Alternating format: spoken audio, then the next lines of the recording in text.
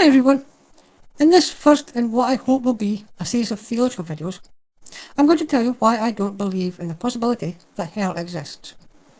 I am an atheist, but I hope this will help some theists who, like me when I was a theist, believed that everyone was a sinner and we were all doomed to a place of eternal torture after our deaths.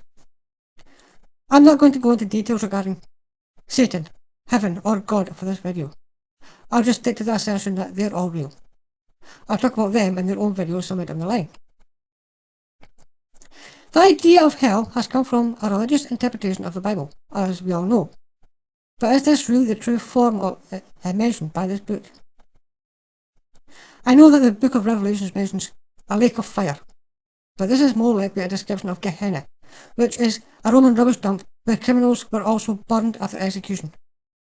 This same book tells that anyone not in the book of life will be sent to the abyss, so they couldn't possibly be the same place, right? Okay, so let's go with the premise that God created a place called hell. I've had conversations with theists about how hell was created not for humans, but for Satan and the angels that followed him in some kind of celestial battle. Those same theists also claimed that humans are going to hell if they don't believe in Jesus Christ as God, or the Holy Spirit. And you also have to believe that these are also the same person.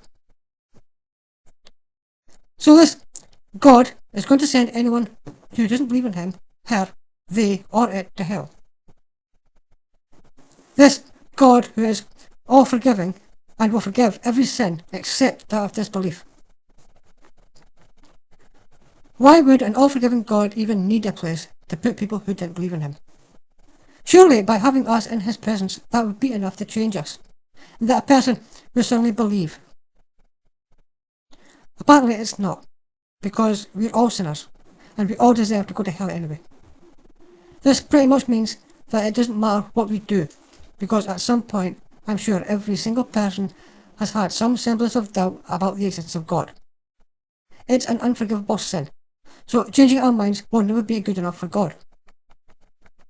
I'm going to tell you about one particular conversation that I had with someone who believed in the Holy Trinity, but doesn't follow any particular religion. I'm going to keep him anonymous out of respect. I believe you have a misconception about God. God doesn't send anyone to hell. We send ourselves to hell. God is the one giving us a way out through Jesus Christ. Hell was created to punish Satan and his fallen angels and demons, not mankind. It was our sin that separated us from God and sealed our fate. Now we all have a choice of continuing down this track on this hell train or accepting the free gift of salvation through Jesus Christ. What I said to him was, if I died and discovered that God would send me to hell if I chose not to believe in him, I would choose hell. I would never want to go to heaven as long as this supreme being punished people without a chance for parole, just because they hadn't lived their lives exactly the way he ordered them to, or one who would allow his offspring to be brutally tortured and executed, regardless of the motivation. Before he could respond to that, someone else interjected with a point that I hadn't considered in all the times that I've heard his argument. Let me give you a scenario, he said. Picture a woman walking down the street, and a guy with a gun comes up to her and tells her to give him money. She refuses, and he shoots her in the head and she dies.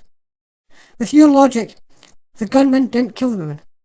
She committed suicide because she had a choice to either give the man money or refuse and get shot. The reply was to discuss free will, which I thought was a different topic altogether. But the conversation did, eventually, get back on track with a discussion of criminal acts and how it's not the judge's choice about whether or not a criminal should go to a prison, because that criminal made a solid choice to commit a crime which he or she knew would have the risk of being sent to prison in the first place. I don't think these two subjects are actually related though. I think God views us as nothing more than pets. Badly behaved pets at that. If I leave food on the table and leave the room, I fully expect that my mother's dog will eat the food. It's in his nature to scavenge, and I know he's going to take the opportunity. When I return and find the food gone, I don't need to ask why it's not where I left it. That much is obvious. I might raise my voice, tell the dog he's bad, but that's as far as my punishment goes. Ultimately, it was my fault, not the dog's. He didn't understand. I left the food knowing that the dog would steal it, and I deserved to take the blame for his theft. God isn't like this though, at least according to theists. As far as they tell it, God created us knowing that we would sin, and when we do, He's going to send us to hell to be punished eternally. If my moral compass would accept at least part of the blame for the dog eating the food off the table, surely God would accept part of the blame if He left the temptation in front of me, knowing that I would accept it. That would mean that He'd have no reason to create a place called hell for me to be sent to, because I obeyed the nature that God gave me. So, the only unforgivable sin is that of not believing in Him as God and as the creator of everything. I'll bring the dog back into it and describe this. I go away for a couple of years to do my own thing and live my own life. While I'm away, Mum's dog has pups. I come back, and I don't believe that the pups will automatically know who I am, or what I meant to their parent. Again, this is where the biblical God goes wrong. If God is going to be a presence in the lives of my ancestors, but not speak to humans for hundreds or thousands of years, how could He possibly expect us to believe that He existed in the first place? He left a book that was written by human hands. But that's akin to me telling the dog to tell his offspring about me, and expect them to take his word for it. Or worse, tell the dog to tell his pups, to tell their pups, to tell their pups, for thousands of years, and still expect them to remember me. Do I punish the dog's descendants?